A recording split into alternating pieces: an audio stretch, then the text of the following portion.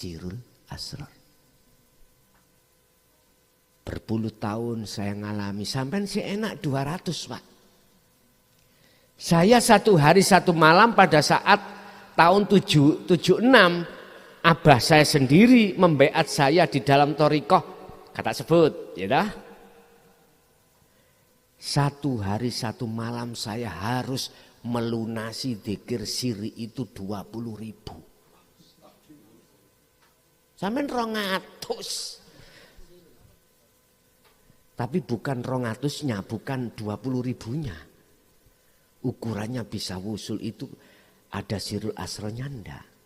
Berarti walaupun saya 20.000, ya tuas jalan, keringetan, tapi nggak ada apa-apanya. Mending 200 sama-sama nggak dapatkan sesuatu.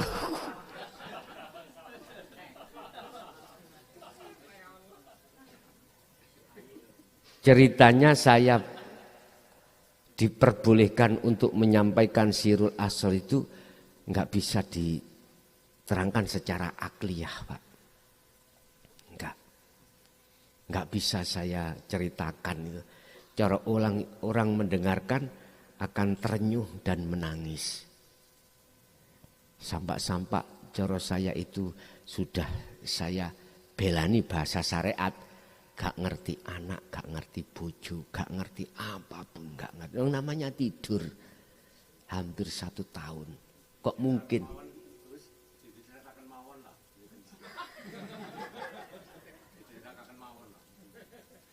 Diceritakan aja. Mungkin pada umumnya orang sedunia mengatakan aku pernah edan, pernah gendeng. Mohon maaf, sampak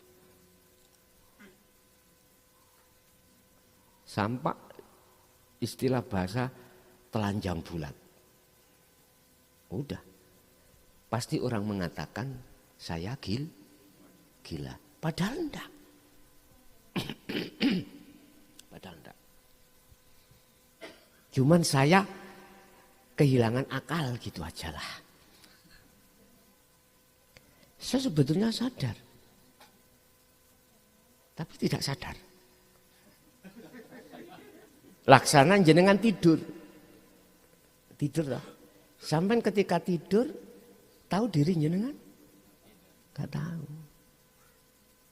Istilah saya harus jadi anak kecil lagi yang baru lahir.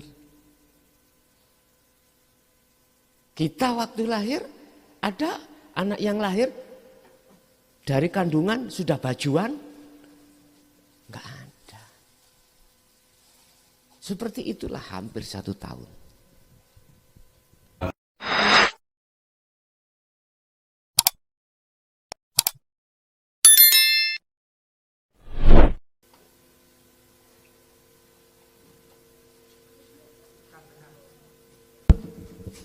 Assalamualaikum warahmatullahi wabarakatuh. Nama saya Muhammad Toha dari Karangduren, Kecamatan Sokaraja, Kabupaten Banyumas. Terima kasih dumateng Kiai Haji Gus Muhtar Hasan Rosid dari Mojokerto yang telah membeberkan masalah 2 tingkatan manusia hidup di alam dunia supaya mengesahkan Tuhan. Yang saya tanyakan ngaten Gus, Kudurin meniku mlebet thariqah Sadiliyah Samundangu. Wirid meniku ada hitungannya. Tapi di dalam wirid itu menemukan ketenangan ataupun klik mengerti kepada hidupnya Allah meniku belum, dereng. Di dalam sholat pun belum, yang penting saya merasakan saya yang beribadah, sholat dan macam-macam. Udah lama ya, sudah ada 15 tahunan. Ya. Setelah saya itu ada YouTube, saya sering mengikuti, lantas saya datang ke Mojokerto, langsung beat, rasanya klik, tentrem, hatinya itu tenang. Tenang sekali sebab bisa mengenal Alladzi yang hidup. Jadi semuanya yang berperan dalam dunia ini termasuk gerakan saya itu saya sudah mengetahui dengan klik hanyalah dari Allah Subhanahu wa taala. Makanya itu dzikir yang saya masuk di Saidiliyah yang sehari semalam itu 200 istighfar dan sholawat itu tetap dijalankan atau enggak. Yang kedua, bila mana itu ada seseorang belum masuk thariqah tapi sudah bengat di Sirul Asrar. Itu perlu masuk ke thariqah lagi enggak? Sebab itu sudah ketemu. Seandainya gini, ini ya santri saya lah, ini dari Tamir Masjid. Saya dulu ya kepala desa, saya mantan kepala desa Kecamatan Sokaraja. Ini jadikan Tamir Masjid, kepengin beat ini foto YouTube-nya dari Gus sudah saya kasihkan. Ini akan bengat. Padahal kan dari dulu ini ingin masuk thariqah Saidiliyah. Dan senena nanti bengat perlu enggak itu masuk ke thariqah Saidiliyah. Sebab saya sendiri sudah lama itu enggak klik-klik, enggak menemukan kenyamanan. Pada waktu dulu jadi kepala desa urusannya macam-macam, malah kadang-kadang ada orang kenduren, Allah gimana ya, malah ya macamnya orang genah. Niki nun sewu nggih. Mulane wonten streaming niku teng niki desa napa Gembong nggih. Kula wau ketemu nika Mas Awang ngasih takon wong ping 7 takon balai desa, Mas Awang ora sing ngerti. Aduh ki kepriwe? Cempeluk jebul. Diserangin cempeluk jebul Mas Awang galon. Lah kae wonge. Lah terus tunggal malih niku ana bocah tengis-tengis cempeluk jebul malah wong Karang Jambe tukang cukur malah wis makrifat ya Allah ya Rabbi masyaallah kula ngasih nangis. Tukang cukur wis makrifat. Nggih, masyaallah. Bagi aku mayangan Gus kula sampun mlebet maring bengat maring niki Sirul Asrar ado-ado teparani tangan anake kula niku penerbang teng angkatan udara wis mlebu. Kepala Kemenag masuk. Ya moga-moga anakku masuk kabeh tapi sing ora gelem ya aja tapi mlebu kabeh. Mlebu kabeh. Nggih. Niki santri saya niki nggih cokan ngimami tahlil tapi surunge masuk mari kaya gede tahlil yang ngarep berkat tok ndean. Ya, soalnya ngaten nggih. La ilaha illallah, la ilaha illallah. Rosa banget kon medang oli berkat. Kita. Lah mengko angus bengat aja kaya kowe ya rat. Matur nuwun. Niki ya wis ki bae lah. Assalamualaikum warahmatullahi wabarakatuh. Waalaikumsalam warahmatullahi wabarakatuh. Niki anggere keterangan kalau wau niki masyaallah bagia kemayangan. Wong sing mari marifat bener-bener atine niku langsung mari musyahadah Gusti Allah. Kula rin bengat 18 dina wis musyahadah alhamdulillah. Mari ngalam malakut ana nikah kula mari takan pean kali anu di masyaallah ya. Bagia banget mlebu maring Sirul Asrar. Jadi sing jelasen niku terangane Gusti, anggere wis marifat, tullah wis musyahadah, wis kholwat, malah orang mlebu maring alam barzah. Ora perlu donga, syukur alhamdulillah. Wassalamualaikum warahmatullahi wabarakatuh. Waalaikumsalam warahmatullahi wabarakatuh. 2 pertanyaan. Kami tidak menyebut merek Pak ya. Thariqah apa enggak saya sebut. Itu merek dan itulah proses kita masing-masing. Enggak ada yang salah. Enggak ada yang salah. Sebab al-ubad itu ada 3 proses. Syekh Ibnu Athaillah dalam kitab Hikam itu menjelaskan orang ngabdi kepada Tuhannya itu ada 3 tingkatan. Tingkatan pertama olehnya ngibadah baca apa kayak tahlilan kayak dan lain sebagainya.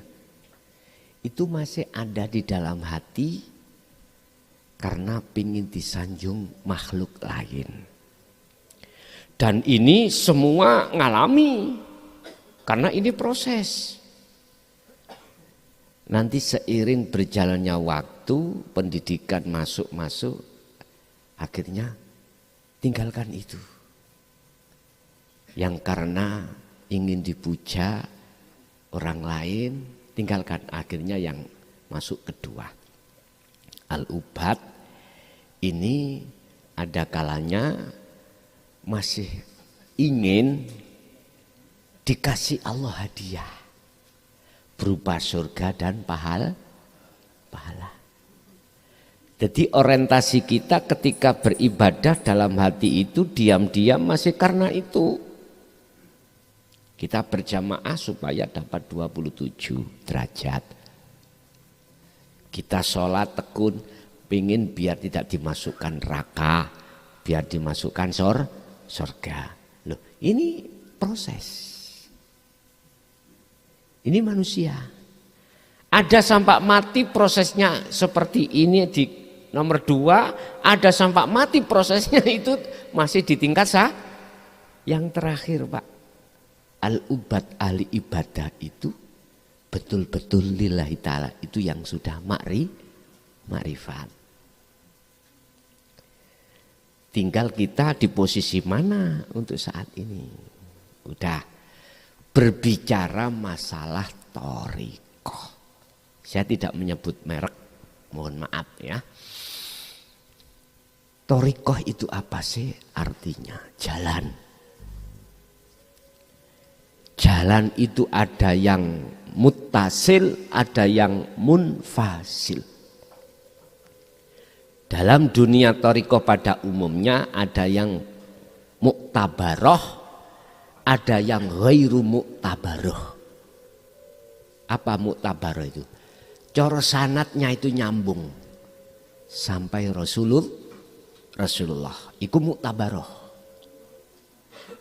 Saya tidak mengatakan mana yang mutabaroh, mana yang tidak mutabaroh. Tidak, saya bukan kapasitas saya menjelaskan si A si B atau thariqah A B C, mana yang mutabaroh dan mana yang tidak, itu bukan kapasitas saya. Karena saya tidak berbicara masalah itu. Lah, sebelum thariqah ini kita dikenalkan namanya syariat. Ya. Berbicara tentang dzikir, tadi yang ditanyakan dzikir. Di dalam syariat kita diterangkan di dalam Al-Quran, dzikirnya disebut dzikir jahri, bunyinya la ilaha illallah. Naik ke thariqah, dzikirnya itu sirri, umpama disebutkan la ilaha illallah. Berbagai thariqah di sini memakai sistem masing-masing. Lewat napas, dia harus mengumandangkan dzikir di hati. Hu Allah, dzikir sir. Dzikir jahrinya berapa ratus, istighfarnya berapa ratus, sholawatnya berapa ratus, sesuai dengan aturan wirid di dalam thariqah masing-masing. Bapak Ibu, saya bukannya mengklaim menyalahkan, tidak. Itu proses. Tapi ketahuilah siapapun kita, sampai berapa puluh tahun kita, manakala masih memahami dan melaksanakan dzikir jahri dan siri saja lo ya, Anda tidak akan pernah, suluk Anda tidak akan pernah, khususiyah Anda tidak akan pernah wusul makrifat pada Allah. Udah. Saya berani mengatakan seperti ini karena tesis pembuktian. Dan pembuktian itu pada diri saya sendiri, Bapak. Makanya ketika saat Allah menurunkan sirul asror dari tauhid la ilaha illa anta, saya merasakan begitu lamanya berpuluh tahun. Saya kasihan pada jenengan. Akhirnya dengan berani saya mengatakan sirul asror, walaupun pertentangan terhadap saya dari berbagai lini, itu tetap saya abaikan. Bahasa Surabaya Mojokerto namanya prei koreng. Tahu prei koreng? Prei koreng itu I know reckon you. Paham ya? Jujur Pak, saya sudah 23 tahun. Saya menyerukan sirul asror ini. Pertama dengan isyarah tahun 2000 sampai 2005. Ya. 2006 saya tidur, 2007 saya bangun, mulai saya sampaikan dengan terang-terangan. Begitu bermunculan yang negatif pada diri saya dari berbagai lembaga apapun. Saya dipeseni Allah, kamu harus I know reckon you. Saya memegang ayat surat Al-Baqarah ayat 256.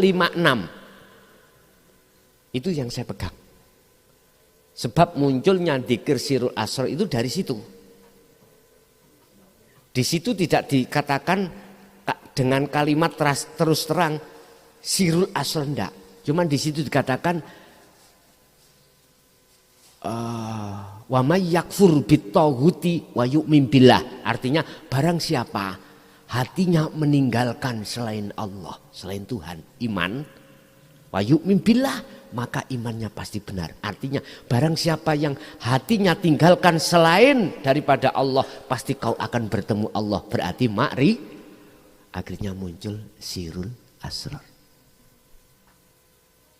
Berpuluh tahun saya ngalami, sampai si enak 200 Pak. Saya satu hari satu malam pada saat tahun 76, abah saya sendiri membeat saya di dalam thariqah. Kata sebut, ya dah. Satu hari satu malam saya harus melunasi dzikir siri itu 20.000. Sampai 200. Tapi bukan 200-nya, bukan 20.000-nya. Ukurannya bisa wusul itu ada sirul asronya ndak. Berarti walaupun saya 20.000, ya tuas jalan keringetan tapi nggak ada apa-apanya. Mending 200 sama-sama nggak dapatkan sesuatu.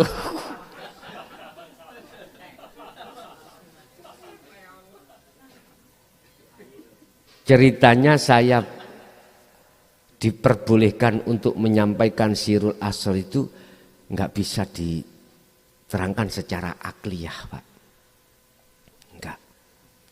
Nggak bisa saya ceritakan itu. Cara orang mendengarkan akan terenyuh dan menangis.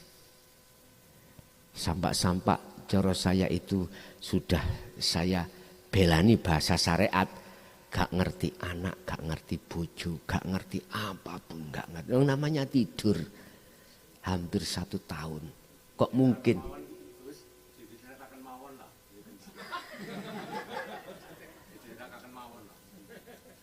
Diceritakan aja.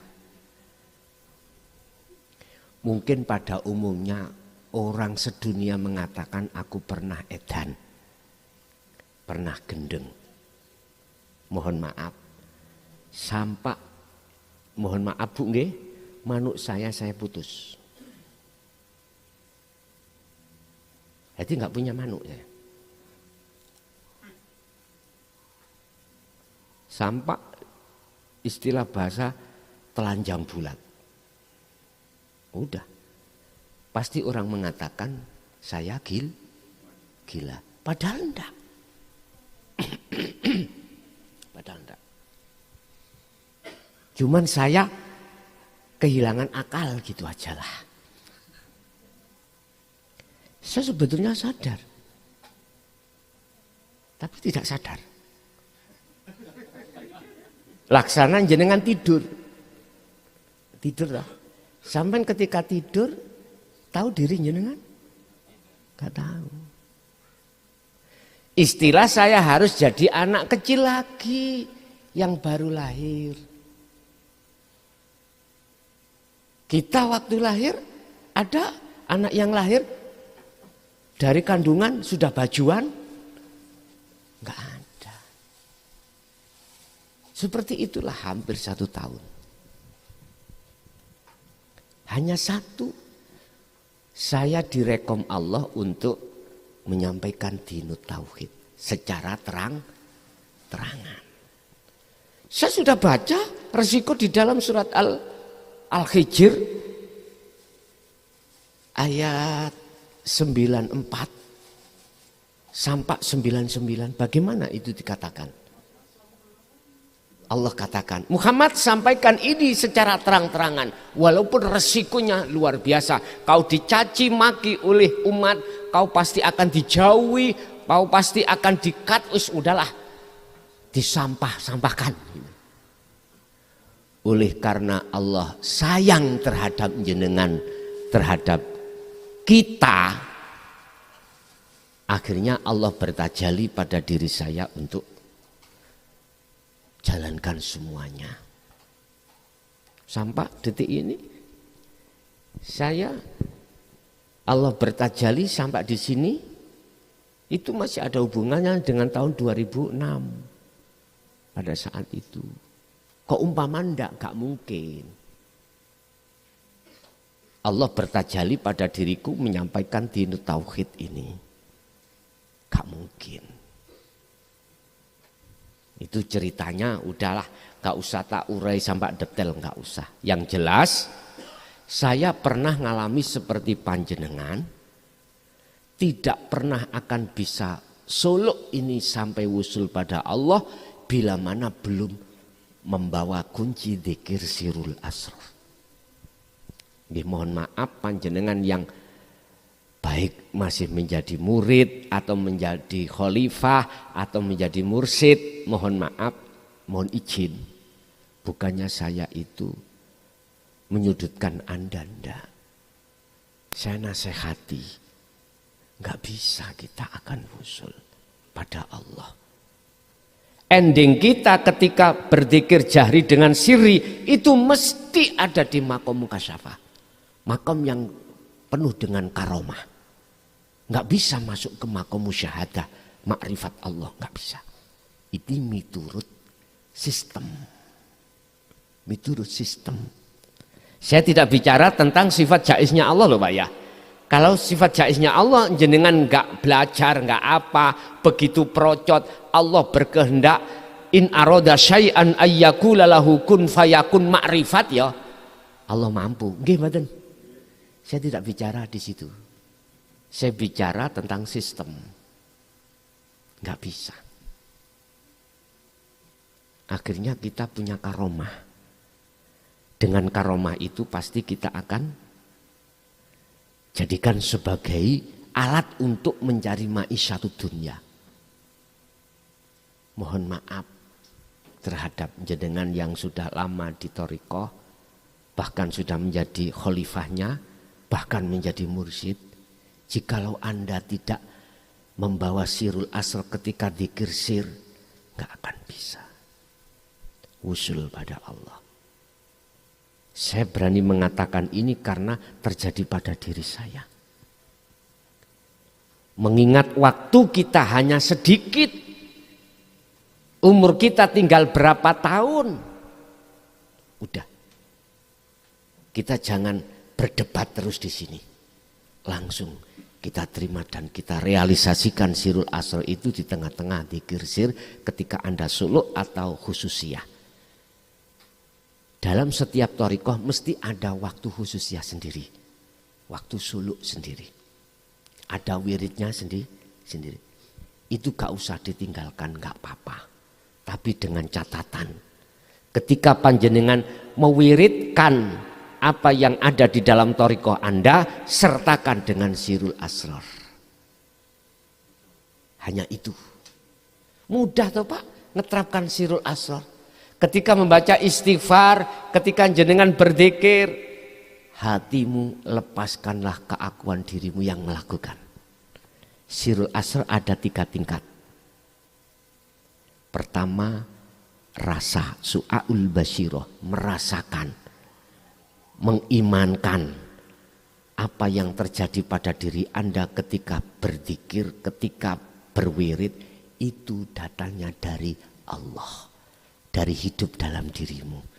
Jangan kau akui, lepaslah sifat keakuan makhluk itu. Ini caranya. Dengan cara itulah yang disebut dalam satu ayat. Inilah yang dimaksud ala bidzikrillahi tatmainnul qulub. Ingatlah, hanya dengan jalan zikirlah hatimu akan damai. Ini bukan diucap di lisan, di hati. Dengan ismudat namanya Allah, Tuhan kita. Enggak. Harus sirul asrar. Bila mana ini terus kita asah, maka Allah berjanji akan dipindah ke pos yang kedua, ainul basirah, pertemuan, artinya ma'rifat. Tandanya apa? La yarawna li anfusihim say'an.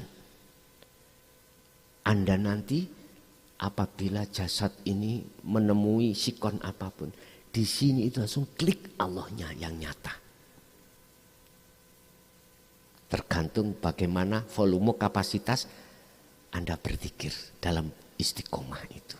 Setelah itu Allah berjanji dimasukkan di pintu ketiga, yaitu hakul basirah. Apa? Aku Allah. Itulah inti semua kesimpulan wahyu Allah di dalam surat Toha ayat 14. Innani anallah la ilaha illa ana. La ilaha illallah sudah, la ilaha illallah huwa sudah, la ilaha illa anta sudah, la ilaha illallah. Syariat, thariqat, hakikat, ma'rifat. Kalau sudah sampai di sini, monggo mati yo gak apa-apa. Nah, masalahnya sampean ya wis mati. Makanya mutu qoblal maut, matilah kau sebelum kau mati. Patenono sik keakuanmu. Setelah itu yang nyata adalah hidup. Jadi pertanyaan pertama mau apa tadi? Ditinggalkan apa enggak lagi tuh? Gak usah, gak apa-apa. Sing penting sampean letakkan sirul asrar, sertakan. Manakala tidak, manakala jenengan tinggalkan, ya ora apa-apa. Manakala sirul asrar jalan terus. Sirul asrar itu harus direalisasikan tidak hanya waktu wirid loh Pak. Waktu makan juga, waktu apapun. Tidak memandang kondisi, waktu dan tempat tidak. Dalam WC mawon kedah sirul asrar. Yang pertama. Yang kedua, pertanyaan tadi apa? Oh, apakah boleh? Gini Pak, kami ini membaiat di dalam dzikir sirul asrar dan fana'ud dzikri, bukan di jahri dan di sirri. Kalau di jahri sirri itu ada namanya talqin ya, namanya baiat, artinya dijanji. Jenengan kalau keluar mesti aja dikatakan murtad, lah gitu toh, supaya sampean tidak keluar. Apakah boleh saya itu sudah berbaiat di thariqah kemudian berbaiat di hakikat? Bahasa kula wajib.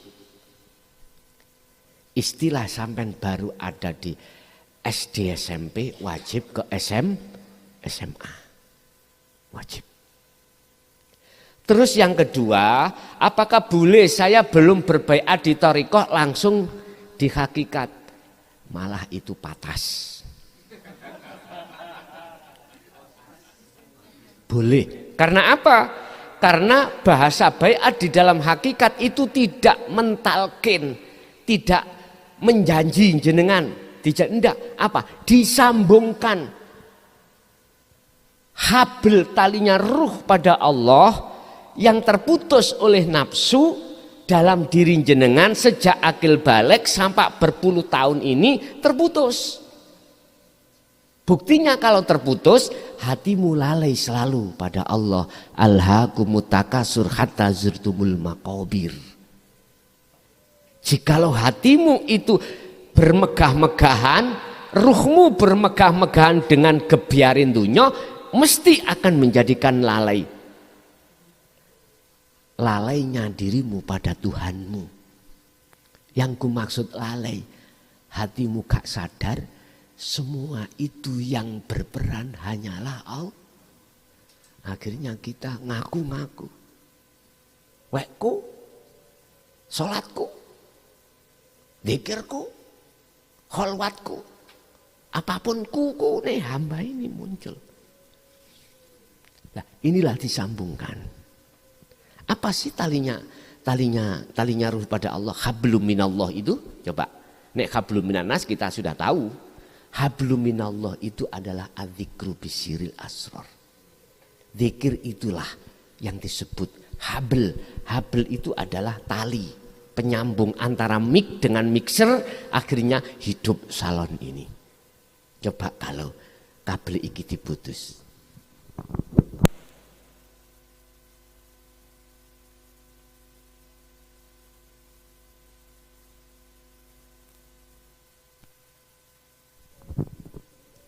Ini saya kasih tahu lewat ini ku logika jenengan itu bisa nerima kemudian masukkan dalam hati. Nek dulu gak dikupas, asli nih sing dikupas iku isyaroe ini. Bisa dicilik nanti deh ya kak, bengung. Dulu memang para masayeh itu olehnya menyampaikan kebenaran itu lewat isyaroh, bukan lewat yang diisyaroi. Karena beberapa pertimbangan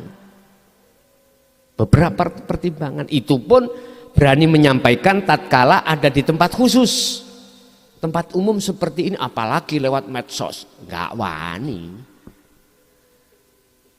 Manakala nekat, besok sudah nggak ada.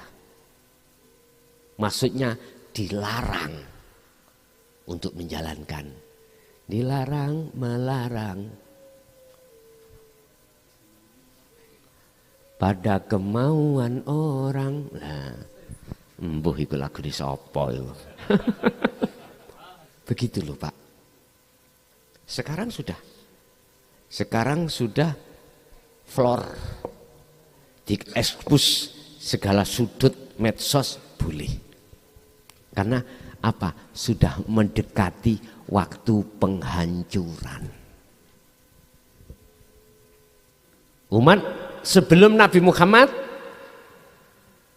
itu semuanya dihancurkan. Alasannya apa? Sebab mendustakan dengan ajaran Dinul Qayyimah ini. Udah dihancurkan. Buka dalam surat Al-A'raf ayat 59 sampai 64 menceritakan tentang Nabi Nuh. Yang selamat itu adalah mereka wa anzainahu ma'ahu. Sing selamat adalah Nabi Nuh dan para pengikuti. Nabi Nuh masuk di dalam kapal. Yang enggak masuk dalam kapal ada di gunung, tetap enggak selamat. Kesapu air bah, kalau sekarang apa? Tsunami. Anaknya sendiri Nabi Nuh, Kan'an, ya toh? Kan'an. Ikut jadi korban. Karena sudah diingatkan, ya waladi ta'ali, anakku Kan'an, sini yo masuk dalam kapal saya. Kapal ini dinul tauhid Pak, inilah dinul qayyimah. Siapapun yang ruhaniyah tidak masuk dalam dinul qayyimah, ketika menghadapi gebiarnya dunya, wah, enggak selamat ruhaniyah. Sing sugih wedi melarat, sing dadi pangkat duwe jabatan wedi kelangan jabatane. Satu sisi berani berbuat dolim, KPK metu, jerawet, nek wis kena sampling, ngejar-ngejar hati ini karena merasa melakukan. Nah ngono nggih. Tutupono kaya apa? KPK gak kalah pinter, Pak. Pinter kaya apa kita kalau sudah di depan penyidik goblok ndadak. Iya. Karena kita merasa melakukan. Kalau kita tidak merasa melakukan, aman Pak. Mohon maaf, tahun 2010 sampai saya masuk LP 3 tahun. Nggak bisa mengatakan belit-belit, nggak bisa. Kasusnya pasal 170. Nggak bisa, nggak ngaku, nggak bisa Pak. Goblok dadak. Akhirnya apa? Iya, saya akui. Iya, aku melakukan. Wis mempermudah percepatan penyidikan. 2 bulan di Polda, kemudian dikirim ke LP Mojokerto seret 3 tahun nyonyor. Ya sudah. Iya, memang begitu. Makanya saya katakan. Jadi boleh. Jenengan walaupun tidak pernah baiat di thariqah. Wis sekarang tak pahamkan apa sih syariat, apa sih thariqah, apa sih hakikat, apa sih ma'rifat. Khusus bagi pemula. Syariat itu adalah sistem, Pak, ilmu. Thariqah itu adalah nama sebuah aktivitas. Contoh, sholat. Enggak nama toh? Itu thariqah. Ilmunya untuk sholat yang benar secara jasmani diatur ilmu syariah. Makanya jenengan berthariqah sing benar secara jasmaniah harus punya ilmunya bagaimana sholat yang benar.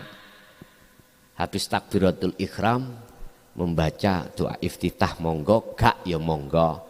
Wajib membaca Fatihah. Kita nggak punya ilmunya, membaca yang lain. Halo Bandung. Sah mboten? Mboten sah pandangan syariat sistem. Jadi nama aktivitas sholat iku thariqah. Disebut thariqah jalan. Makanya Mbah Dimyati nek takut, "Mbah, thariqah sampean apa?" Ngaji. Thariqah sampean apa? Sholat.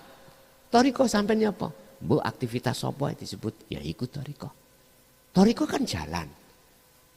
Lah, sekarang tujuan. Hakikat itu apa?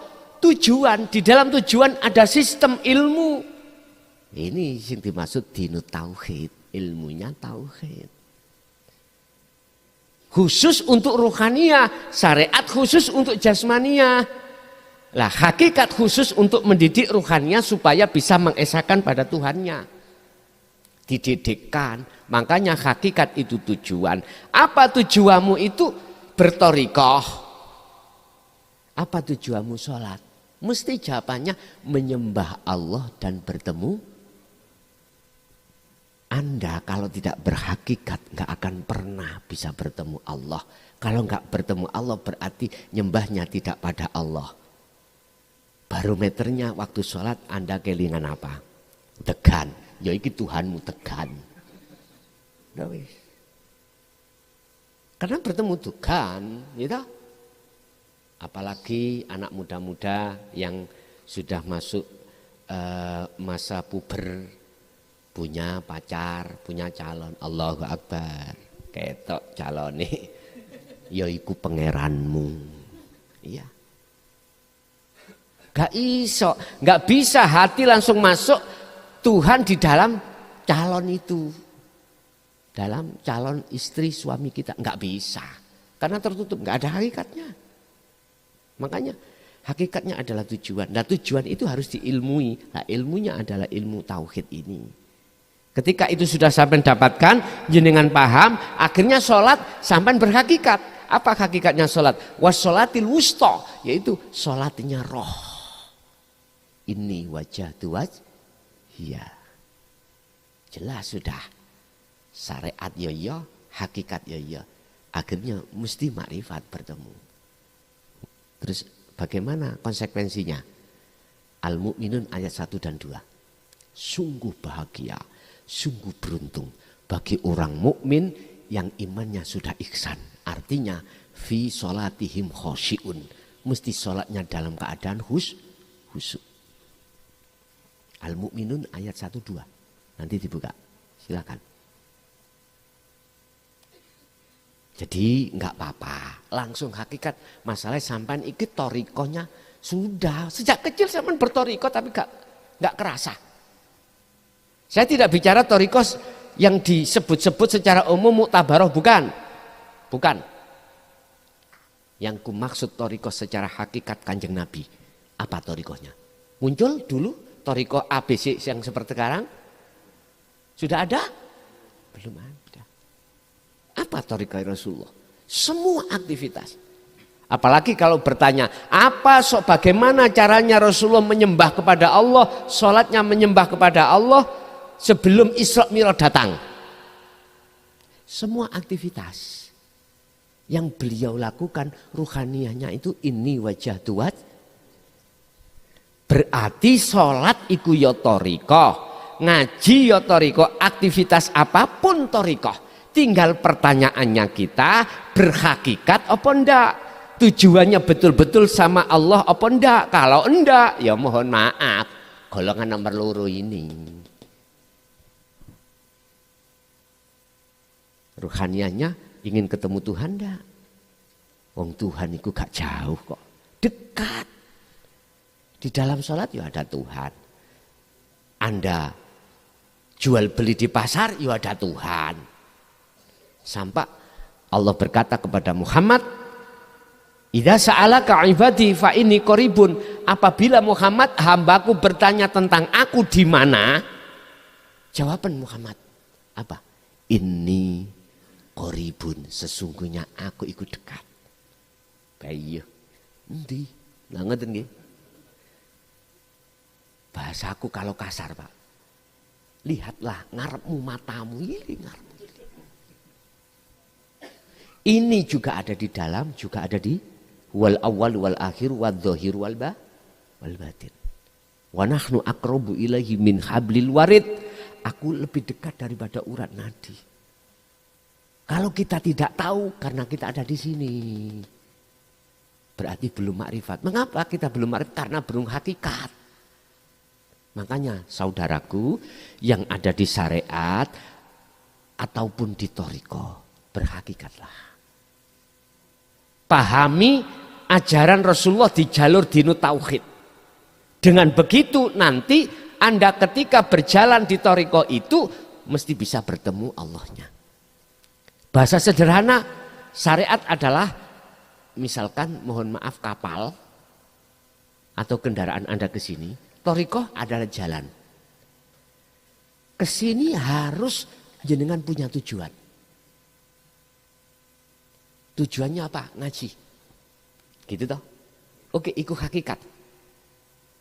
Lah makrifatnya mana? Kalau Anda sudah sampai di sini di majelis berarti sudah makrifat. Iki laksana seperti itu. Wujudnya, nyatanya, hakikat adalah disebut makrifat. Nyatanya tujuan itu disebut makrifat di sini. Kalau Anda sudah ada di sini, aku tanya, mana sepeda Anda? Mana toriko Anda? Artinya Anda akan tidak fanatik. Tidak ngomong, sing benar pakai sepeda. Akhirnya yang pakai mobil disalahkan. Yang pakai mobil, sing benar pakai mobil, nggak kehujanan. Nah gitu toh. Akhirnya menyalahkan ya pakai sepeda bantah. Sepeda nggak macet. Cepat. Nah gitu ya. Gegeran terus. Tapi kalau sudah di sini sudah nggak bicara toriko, tidak bicara syariat, dan juga sudah tidak bicara hakikat, sudah makrifat.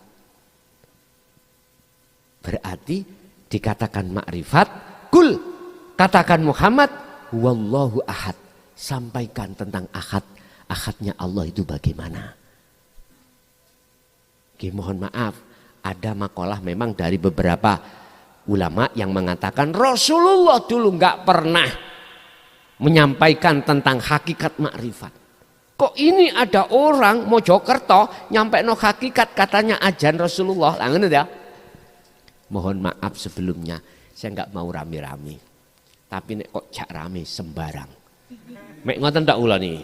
Saya tidak mau rame-rame, tapi nek kok ajak rame sembarang. Ngeten lho dulur. Bukannya saya menyalahkan makalah jenengan, tapi saya izinkanlah kurang sependapat. Karena saya punya dasar. Andai kata Rasulullah tidak menyampaikan dinul haq, dinul tauhid, hakikat makrifat, nggak mungkin muncul ayat tadi atau surat Al-Ikhlas ayat sah, nggak mungkin.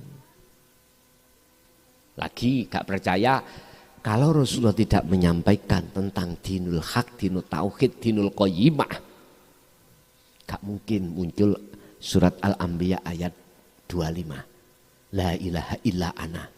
Gak mungkin muncul tentang surat Toha ayat 14. Gak mungkin. Dengan munculnya ayat di Al-Quran ini menunjukkan wahyu ini telah diberikan oleh Rasul, dan Rasul itu tidak untuk dirinya sendiri tapi untuk seluruh umat. Mohon maaf.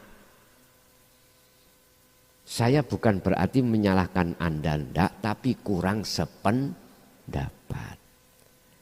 Jadi saya katakan sembarang, konteksnya dialog, tapi jikalau konteksnya debat, mohon maaf, ajaran ini tidak diperdebatkan. Wong debat iku akibatnya iku dadi loro ati. Makanya umpama aku jadi presiden, umpama tak larang debat-debat terbuka di TV. Mesti saling menjatuh. Harus visi misi aja. Sebab kalau debat pinter-pinteran. Sakno sing gak iso omong. Gitu ya. Jadi paham tapi mau ngomong nggak bisa. Kasihan. Wis ta saling menjatuhkan namanya debat itu. Hei KPU uban ojo nggawe sistem debat. Dialog kae. Ngetokno program-program masyarakat iki ben gak bingung. Ngoten lho. Hei KPU baik tingkatan pusat maupun daerah, kalau mau mengadakan pilpres atau pilgub, tolong masalah debat gak usah diteruskan. Nek nggawe program untuk ditemukan visi misi aja. Jangan masuk ke ranah debat. Kasihan yang lain, sebab namanya debat itu saling pinter-pinteran, terus saling menjatuh, yang tujuannya politik supaya masyarakat tidak memilih itu, gitu loh. Itu kurang bagus, ya kurang bagus. Itu miturut orang yang tidak lulus SD. Ya, mohon maaf saya nggak lulus SD. Bila mana ini kau dengarkan kau terima. Alhamdulillah, jikalau ini tidak kau dengar nggak kau terima, ya nggak apa-apa. Namanya aku masyarakat kok, berhak untuk menyampaikan pendapat. Urusan diterima atau enggak bukan urusan saya. Jadi mboten napa-napa. Justru kalau menurut saya orang sebelum meninggal wajib berbaiat sirul asrar. Artinya talinya ruh pada Allah harus disambungkan. Siapa yang menyambungkan yang berhak sejati ini sak temen nih? Allah sendiri. Nanti Allah bertajali pada diri saya, kemudian jenengan mungkin ada aturan-aturan yang harus kami sampaikan nanti ya. Habis ngaji aja ya. Cukup ya? Nih, nanti kalau tidak kebagian di forum bisa lewat WA. Bapak Ibu hadirin jamaah. Mari acara ini kita tutup dengan doa Fatihah. Di dalam doa itu terserah secara syariat Anda kepingin apa. Terserah. Yang jelas ilmu ini semoga menjadi ilmu yang bermanfaat, barokah terhadap kita dan anak keturunan kita ila yaumiddin. Ingat ketika Fatihah hati harus bertajalli. Al-Fatihah.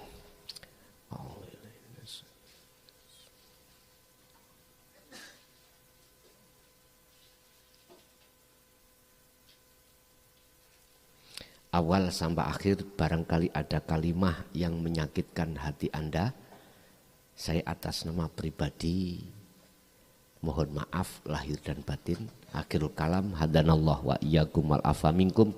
Assalamualaikum warahmatullahi wabarakatuh.